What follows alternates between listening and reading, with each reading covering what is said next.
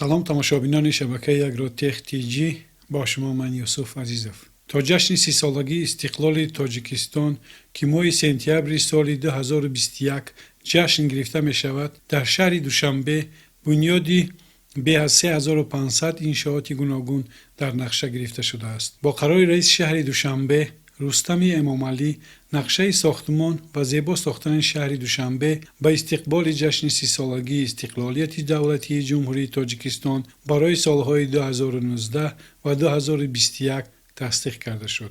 چه خیلی که دستگاه رئیس شهر خبر می دهد قرار مذکور رئیسان ناحیه های شهر را وظیفه‌دار می کند که در مهلت های معین شده سپارش های نقشه‌ای را اجرا نموده هر 3 ماه حسابات عاید رفت کارهای اجرا شده پیشنهاد نمایند.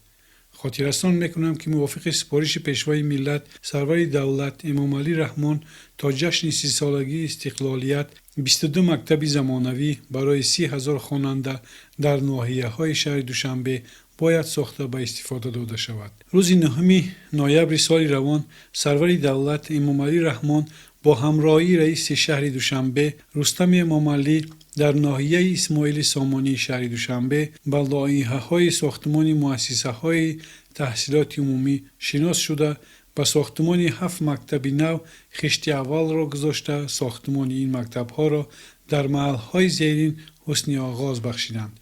چه خیلی خبر داده شد در محله مهرآباد ناحیه سینا مکتب در دو بست برای 2560 نفر، مکتب برای 2560 نفر در محله های نوزیست شهر دوشنبه، مکتب برای 2560 نفر در کوچه میرزا ترسونزاده ناحیه اسماعیل سامانی، مکتب برای 2400 نفر در 65 میکرورایون ناحیه فردوسی، مکتب برای 2400 نفر در محله خاوران شهر دوشنبه، مکتب میانه رقم 53 برای 2400 نفر در ناحیه اسماعیل سامانی و مکتب رقم 14 برای 2400 نفر خواننده در دو بست در ناحیه اسماعیل سامانی. در این روز خشت اولی 7 مکتب برای 17,000 خواننده گذاشته شد. در حال حاضر باشد در شهر دوشنبه ساختمان 5 مکتب دوام دارد. رئیس شهر سپارش داد که در برابر جلب ساختمانچیان زیاد به این ساختمان‌ها اینچنین تا جشن استقلالیت جمهوری موافق نقشه در سال 2018-2021 در شهر دوشنبه 4000 انشاءات کارخانه‌های صنعتی، سودا، خدمت‌رسانی، تحصیلاتی، تندرستی، ورزشی به استفاده داده شود. در این کارخانه ها باید زیاده از 17,000 جای نوی کاری تشکیل کرده شود. رئیس شهر رئیسان ناحیه های شهر را سپارش داد که هر 3 ماه حسابات عاید رفت این سپارش ها به شهرداری پیشنهاد نمایند. اینچنین در پایان سال 2020 در کوچه عینی شهر دوشنبه در مساحت 42 گکتار بر اساس نقشه گنرالی رشد پایتخت بیش از 50 بینای کم از 12 قباته استقامتی برای 25,000 اهالی با مرکزهای سودا و خدمت‌رسانی ساخته خواهد شد. روز 9 نوامبر در حضور سرور دولت امامعلی رحمان و شهردار دوشنبه رستم امامعلی مراسم معرفی لایحه‌های این بناهای نو دایر شد که اساساً در کوچه‌های صدرالدین عینی از برش خیابان رودکی تا برش کوچه دوستی خلقا بنیاد می شود. مسئولین معماری اینچنین نوار اسدی چراغانسازی این 4 بنا در محله معروف به گردش فرودگاه را پیشنهاد کردند. سرور دولت جهت مطابق با استانداردهای معماری ساختن آن و مسئولان ساختارهای داخلدار شهر و شرکت‌های ساختمانی و لایحه‌کشی سپارش‌های مشخص دادند. ضمن معرفی طرح انشاءات بنیاد شونده به پرزیدنت اطلاع دادند که کنسپسیای معماری و شهرسازی کوچه‌های صدرالدین عینی از برش خیابان رودکی تا برش کوچه دوستی خلق‌ها در دایره نقشه گنرالی شهر دوشنبه تهیه گردیده در دوام 2 سال بنیاد زیاده از 50 بینای بلند آشیانه استقامتی در مساحت 42 گکتار با فراگیری مرکز سودا و خدمت‌رسانی برای بیش از 25,000 اهالی پیش بینی شده است. از این شمار 19 بینای بلند آشیانه استقامتی و معموری در 2 شفت راه اساسی با ریایه صنعت بلند معماری ملی و معاصر ساخته می شود. بیناهای استقامتی که طبق این کانسپسیا در کوچه عینی ساخته می شود نه کمتر از 12 آشیانه بوده بنیاد اینفراساختور ضروری با مانند میدانچه های بازی کودکان، باغچه های بچگانه، مکتب، درمانگاه ها، توقفگاه و شبکه آب و کاررس به نقشه گرفته شده است. همچنین در همین کوچه بینای نوی ماموری حزب خلقی دموکراتیک تاجیکستان ساخته می شود. طبق دورنما همچنین ساختمان بیناهای مؤسسه‌های تحصیلات میانه عمومی رقم 15، کالج صنعتی به نام احمد بابا قلوف و کالج خوریوگرافی به نام ملکه صابی را در نظر گرفته شده است.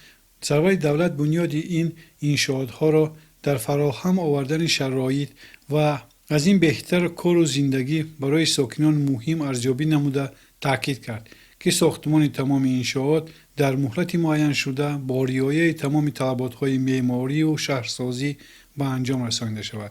او همچنین جهت وسیع نمودن راه‌ها، چراغان‌کنی کوچه، بیناهای بلند آشیانه استقامتی و معموری و کبودیزارکنی محیط اطراف نیز سپارش‌های مشخص داده است. خدمات مطبوعات پرزیدنت میگوید در حال حاضر در بوریش‌های کوچه صدرالدین عینی و احمد دانش پایتخت ساختمان 4 بینای 16 آشیانه که از لحاظ طرح معماری در شهر بی‌نظیر است در حال انجامیابی قرار دارد. کارهای ساختمانی در انشاءات ذکر شده ماه اوگوست سال 2017 آغاز گردیده بود و طبق معلومات کارمندان سرریاست معماری و شهرسازی مقامات اجرایی حکومت دولتی شهر دوشنبه خانه‌های استقامتی این 4 بنا در مجموع بیش از 60,000 متر مربع را تشکیل داده در آنها صدها نفر صاحب منزل زیست خواهند شد. تا جشن 30 سالگی استقلال تاجیکستان که ماه سپتامبر سال 2021 جشن گرفته می شود در شهر دوشنبه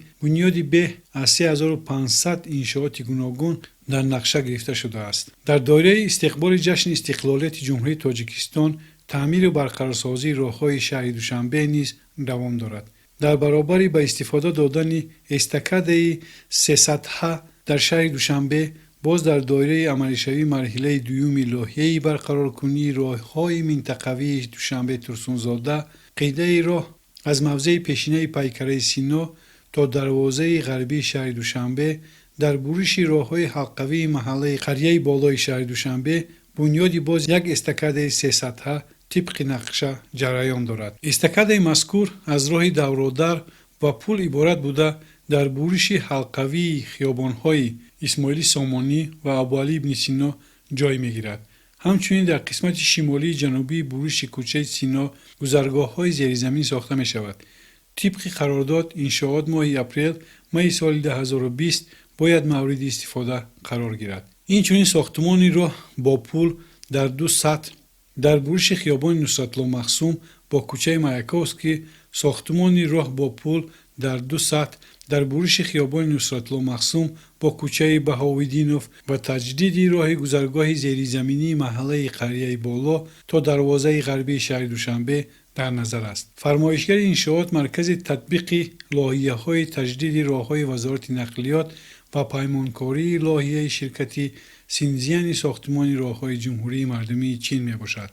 عین حال 182 ستونپایه استکاده مذکور نصب گردیده کارهای آهن و بیتانی پل 2 سطحه در بروش خیابان نصرت‌الله مخصوم با کوچه مایاکوفسکی 50% به آخر رسیده است. از 96 ستونپایه پل بروش خیابان نصرت‌الله مخصوم با کوچه بهاوالدینوف 16 تایش وصل گردیده است. همچنین گذراندن برق 10 کیلووات به وصل آب پرتو قسما اجرا گشته مقدار کارهای بتونی زیاده از 70 متر مکعب را در بر میگیرد. در مجموع در مساحت زیاده از 200 متر مکعب کارها به انجام رسیدند. چنانکه که در بالا قید کردیم برای با شکوه پیشواز گرفتن جشن 30 سالگی استقلالیت دولتی جمهوری تاجیکستان در شهر دوشنبه و نه تنها در شهر دوشنبه بلکه در تمام شهر و ناحیه‌های جمهوری کارهای آبادانی، ساختمان انشاءات و کارخانه‌های استحصالی نو، مکتب و بیمارخانه و دیگر انشاءات‌های معیشی و خدمت‌رسانی ساخته شده ایستادند و من آرزوی آن را دارم که با همراهی شما گل شکوفی وطنمان را در این جشنواره بینم و از شما خواهش میکنم که لایک ماندن را فراموش نکنید. تا این نوار دسترسی بسیاری ها گردد. با کانال اگرو تک تیجی آبونه شدن را فراموش نکنید